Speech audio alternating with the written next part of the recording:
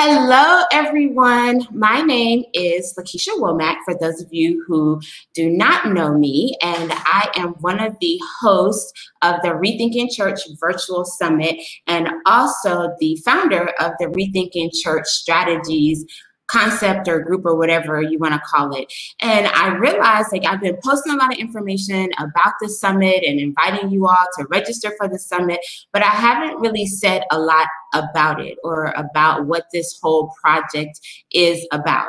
And one of the reasons why is because I wasn't really sure what we were doing. I wasn't really sure where this was going. And I think I posted last week that God finally gave me the vision and the revelation that I had been waiting for. So I'm so excited to share with you all what's next. So Rethinking Church actually started as a presentation that I was doing, and then it became a consultation that I was doing with different churches, and then it morphed into a workbook, and then it became a web series, and then it became this virtual summit. And then, of course, we started the Facebook group to kind of build up a community. And so today we're going to talk about what's next, where do we go from here? And I am so excited to share with you all because for most of you, you're going to see yourself in some of these conversations because these are things that we've been talking about over the past couple of months. And it's finally coming together in one space. So I'm prayerful that you will be as excited as I am about the direction that we're moving in. So I want y'all to meet my co-host, Quinta. Quinta is not the front person because she likes to work behind the scenes, but I have to give her so much appreciation, so much thanks, so much credit, because when I went to her with this idea, I was like, hey, what do you think about this? And her first reaction was, what can I do to help? And that's probably one of the worst things that she could have probably said in that moment, because I definitely enlisted her help to pull all of this together. And she's been my prayer partner. She's been my sounding board. She's been just pretty much everything that I need to help me make this vision of reality. So I'm so thankful to you, Quinta. Gotta say that publicly. I know I thank you a lot in our private conversations, but just want to publicly acknowledge the support that you provided in helping to make this a reality.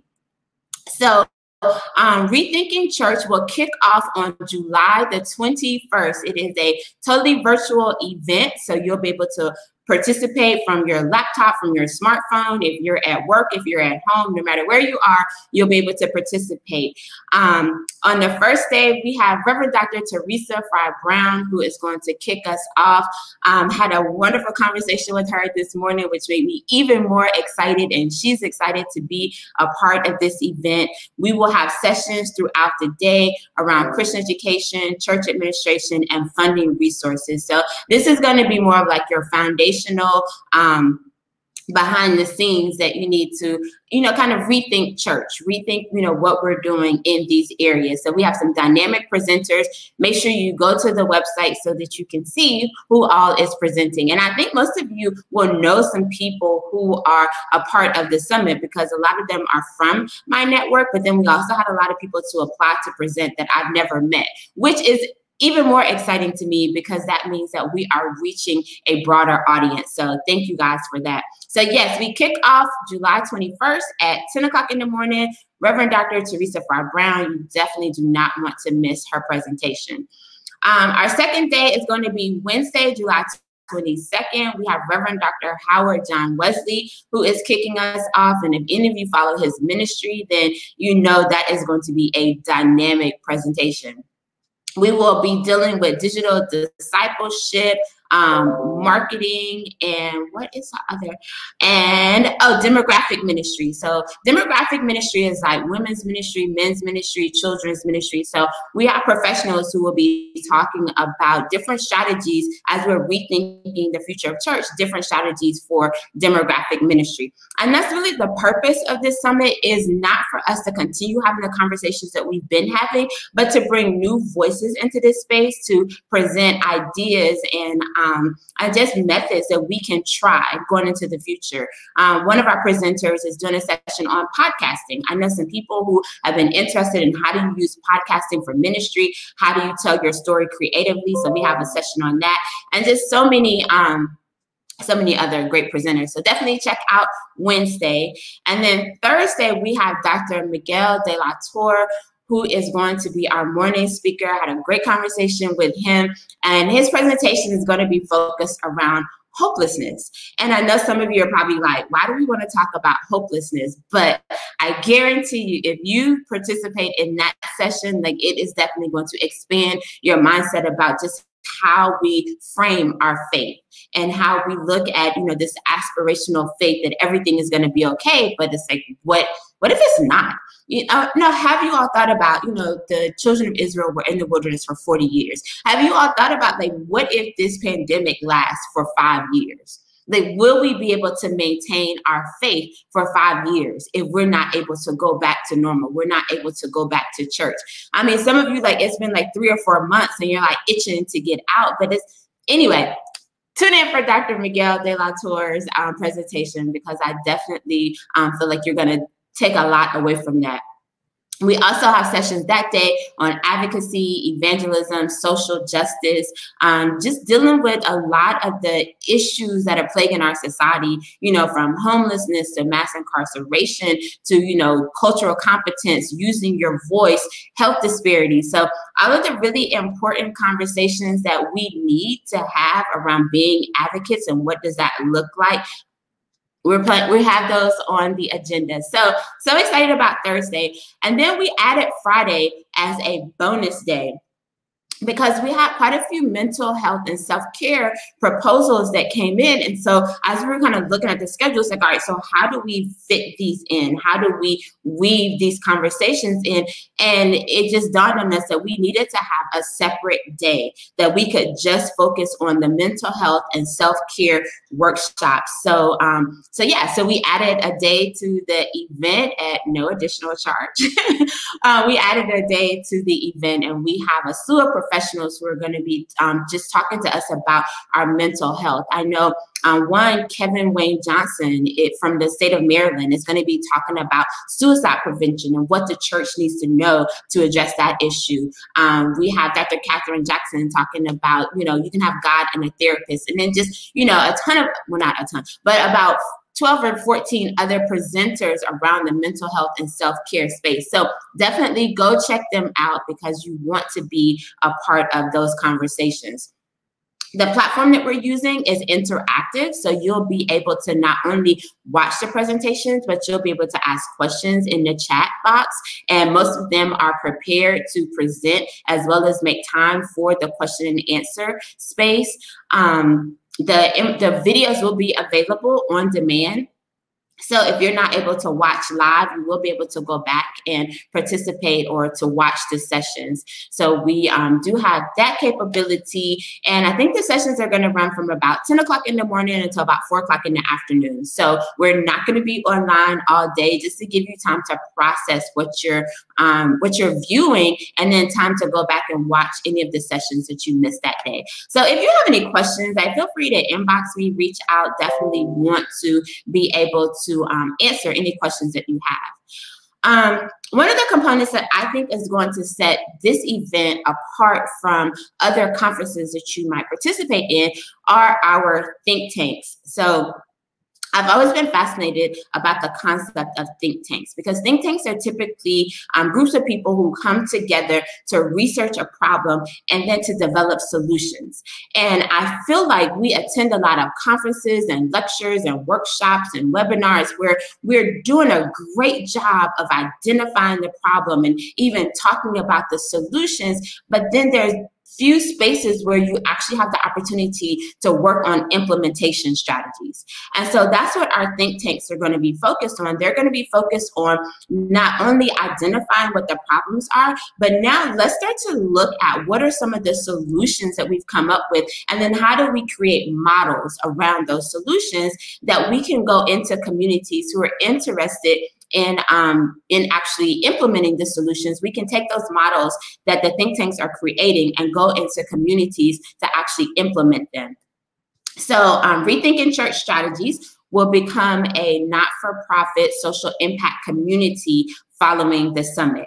So in that vein, we are looking forward to raising our first $1 million in our first year. And those funds will be allocated to the 10 key areas that we're about to look at, so that as our think tanks and advisory councils are coming up with these models, we want to have the funds to actually go into these communities and implement the strategies. So we want to move from just talking about it to actually implementing solutions. So super excited about that.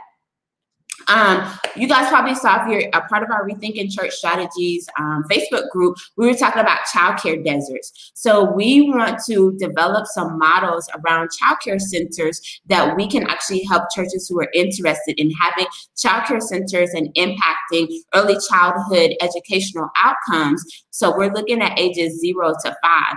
How can we develop models of childcare that actually deal with this issue, and that we can make sure that we are educating our children, providing economic empowerment through jobs for people who are interested in tackling and addressing this issue. So I know a few of you have already talked to me about working on this. So just to be like, I have a little list on the side, like, oh yeah, this is what you want to work on. This is what you want to work on. So I'm building the list, and this is one of the topics.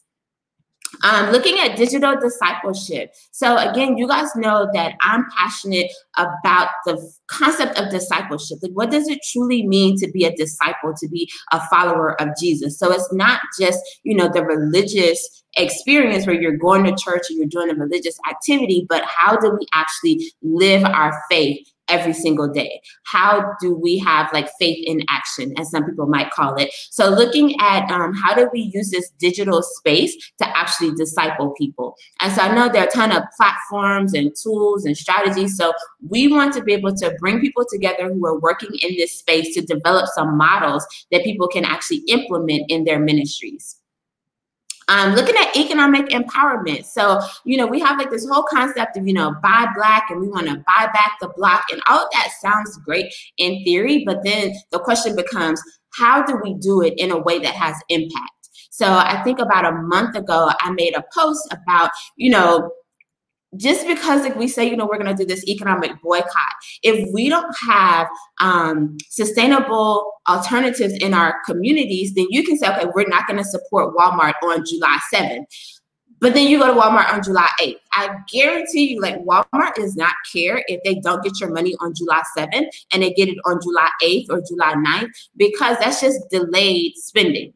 So we want to get past this whole concept of delayed spending and really look at how do we build sustainable businesses in our communities? How do we, create giving circles where we're able to fund nonprofits in our communities? And there are some organizations who are already doing this work. So we're looking to partner with them and help to build capacity and build our resources in that area.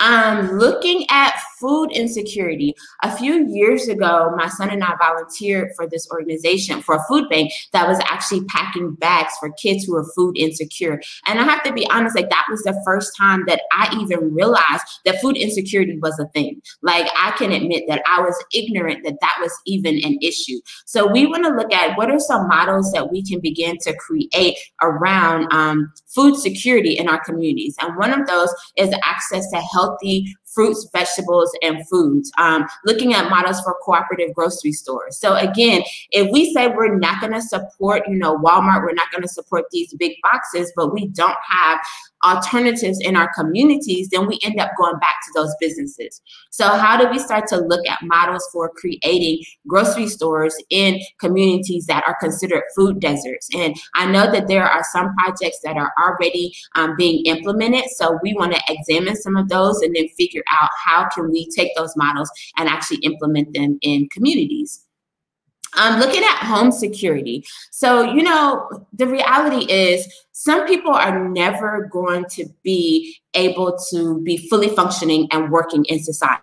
But does that mean that they need to live on the street? Or does that mean that they need to live in a shelter? Because not all shelters are, places that allow people to live with dignity. So looking at, how can the church be a part of this solution?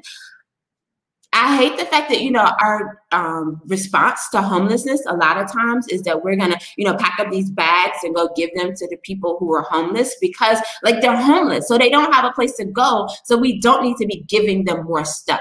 But I love the fact that, we want to go and feed them and we want to go and provide service to them. But what they really need is a home. So how do we get to the point where we start to, whether that's acquiring property and creating transitional homes, or looking at how do we support local shelters in our areas to make sure that they have the resources and the capacity to actually care for people with dignity. And also looking at pathways to home ownership, because home ownership is one of the ways that you create wealth in America. And too many people are renting and sometimes paying more in rent than they would pay for a mortgage simply because they can't get over the barrier of getting the down payment. So how do we start to look at creating home security and generating wealth in our communities? Imagining the church of the future. So this one really has me excited. I think it was Reverend William Curtis who did a presentation for the AME Zion Preachers Institute. And it had to be more than 5 years ago. And he started talking about like artificial intelligence and the impact that it's going to have on the church. And that's what really got me thinking about digital discipleship and the role that social media would play in the church. And this was before like most churches were on Facebook, when we were still trying to figure out if we need a website. Like my wheels started turning like, wow, like what is the future of church in, in this digital technology space? So this group will be looking at the church of the future. So not next year, not 5 years from now, but what will the church look like 20 years from now? And we're going to talk about the importance of having some young people to be a part of this conversation. So, you have like 10, 12, 14-year-olds. What is their idea of church and what type of church are they going to want to be a part of?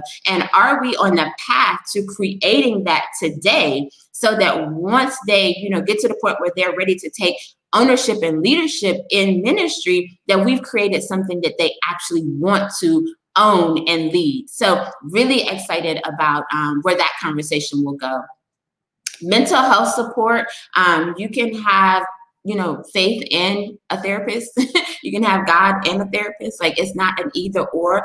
Right now, churches are going through like so much trauma, from dealing with grief to, people dealing with anxiety and depression. And a lot of times the church's response is, well, pray about it. And I'm not saying that prayer is not effective, that prayer is not good. However, there are some instances where we need more than prayer. We actually need to enlist professionals to help us to deal with some of the issues. And this goes for pastors as well, because, we're seeing a high level of burnout among pastors. We've seen pastors committing suicide because the weight is just too heavy for them. And when you're truly called to this work and you can feel the pain of your congregations, you can feel the pain of your members, like that's a lot to carry. So we need to make sure that not only are our congregations receiving the mental health support that they need, but also our church leaders so that they can be healthy and healed and helping people.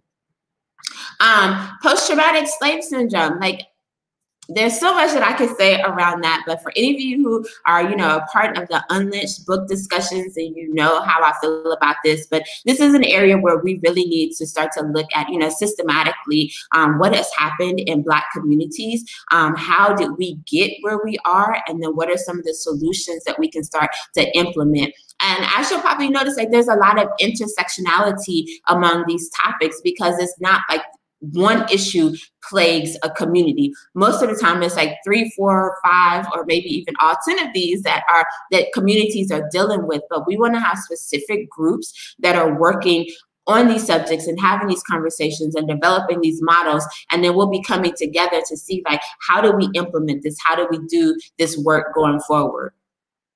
And then, of course, voter education. We have our first voter education symposium scheduled for August 22nd. And so some of you have already signed up to be a part of that. So we're going to look at, our not only like how do we get people excited about voting, but how do we also educate them about the importance of voting? Because it's not just about voting for president, but understanding the role that the courts play when you're choosing who to vote for.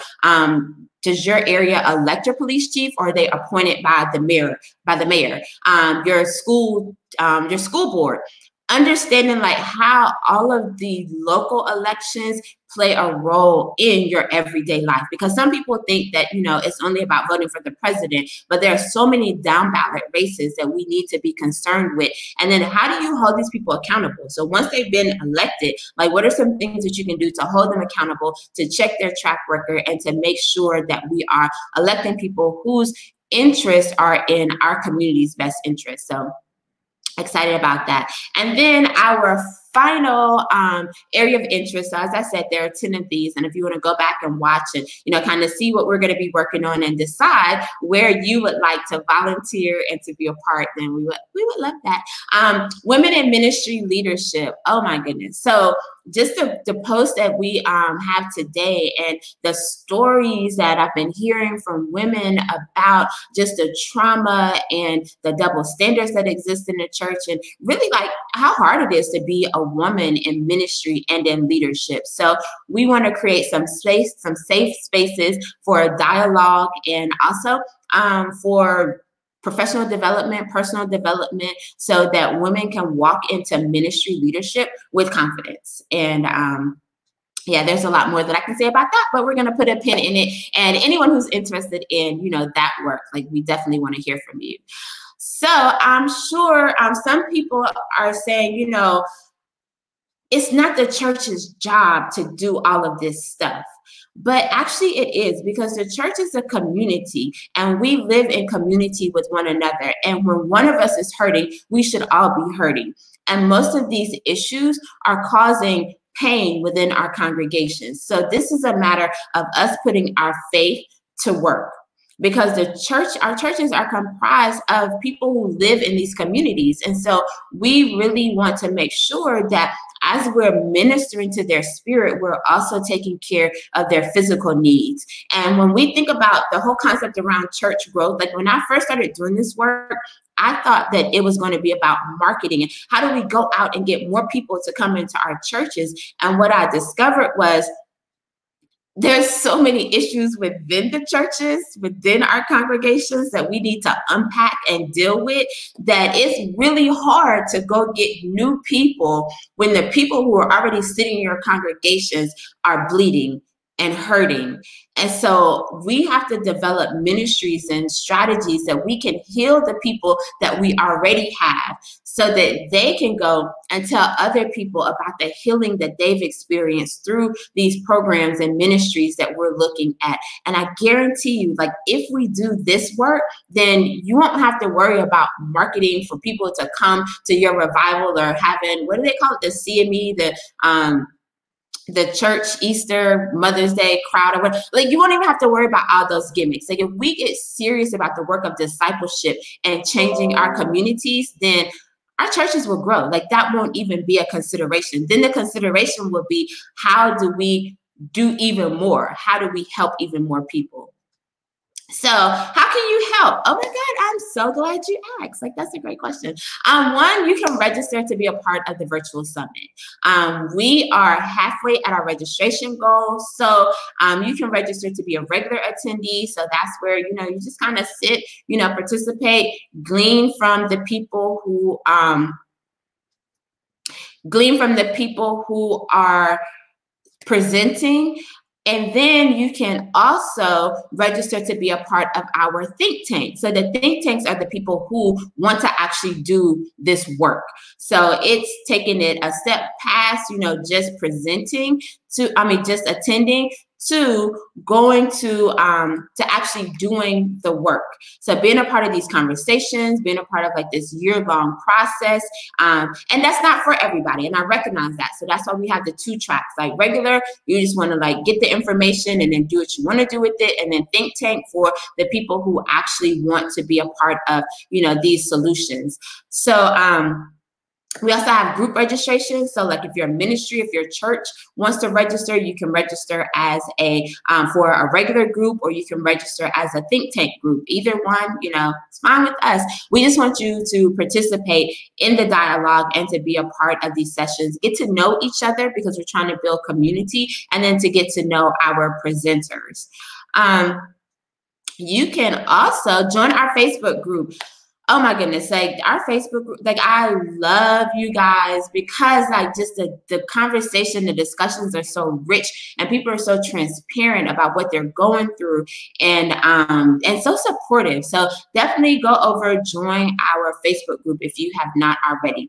And then share. So if you know people who are interested, like they're always talking about what's wrong with the church and what the church needs to be doing, like this is the place for them to come and be a part of the solution. So let's, talking about it and identifying the issue is great, but we also need to be working toward solutions. And then you can also donate a registration. So we have a scholarship tab on the website. So one of our goals is to get more people in the 18 to 22 year range to be a part of this discussion. And so if you donate a registration, we have a list of young adults that we are giving those scholarships to, so that we can have more young voices to participate in the summit, and so that they can be a part of the conversation, because we can't build a church for the future if we don't have those voices a part of the conversation. And then you can partner with us. If you're interested in a partnership opportunity, or if you're interested in a sponsorship opportunity, those are still available. So just reach out to me personally, and we can talk about ways that your organization or your ministry or your institution can partner with us to actually do this work, because we know that we can't do it alone. So we definitely need more people to be, involved in the work. So thank you guys so much for tuning in and for hearing my heart. Again, I know I haven't shared a lot about,